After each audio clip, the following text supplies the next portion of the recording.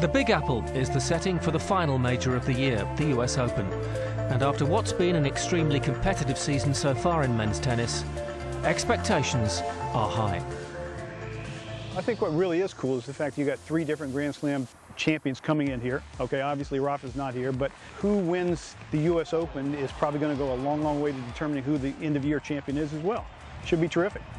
You walk the streets of New York and see the yellow taxis flying by, and the amount of tourists that are here, and the buildings that are here, and the vibe. It's just unique, and it's just exciting, and it gives you energy, and it just you feed off it really. So I just really hope I can play well. That means I can stay here for a longer time. Novak Djokovic came out on top last year, joining the elite club who know just what it takes to win in New York. Great event. And the people loved it, and I loved playing it, but I just felt like the conditions were always tough. It was always windy. It could be hot there. Hardcourt tennis on the body can be very tough. And, you know, getting there to finals 8 times was a good effort for me. It's New York. It's big, it's loud, it's brawling, it's hot at times. You got to be tough to win this thing. Exactly 50 years ago, a special piece of tennis history was made in New York. In 1962, Rod Laver needed to win the US Open to complete the Grand Slam. Something says, well, it hasn't been done since 1938, so the significance of winning a Grand Slam had to be important. But at the same time, I never associated with that as an on court. Never hit home that I was playing to win the Grand Slam. You're playing each match individually, and if you're looking, your sights are too far ahead, you're gonna have failures happening a lot. So I never let it enter my head. Today, the US Open at Flushing Meadows guarantees 2 weeks of the very best sporting drama. Boisterous crowds and stunning night matches are just a few of the event's distinguishing features.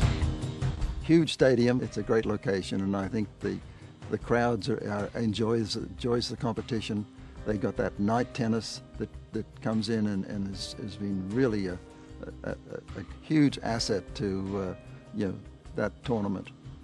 The tennis on those evenings is quite incredible, the amount of brilliant shots that are being played, and I think that again, that's the competition that breeds this type of tennis.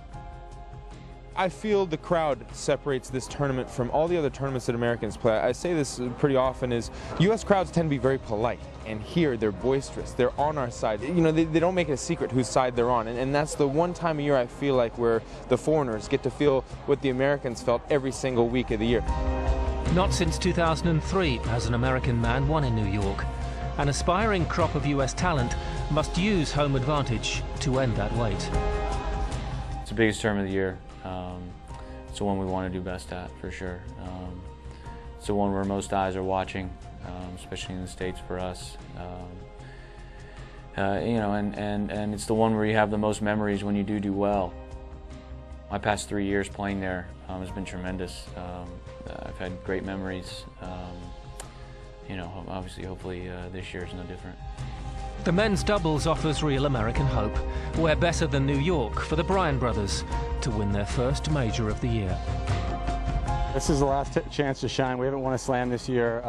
We're really excited. The fans really support us. We're U.S. boys, so we really feed off the energy here. This is showtime in the biggest city in the world, and for us, it's the biggest tournament in the world.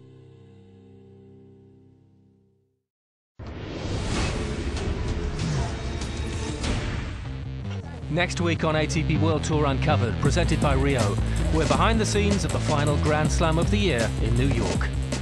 And the 2000 US Open champion Marat Safin reflects on a career that took him to the very top. Don't forget to log on to ATPWorldTour.com for your 24/7 breaking news and talk with us on Facebook and Twitter. See you next week.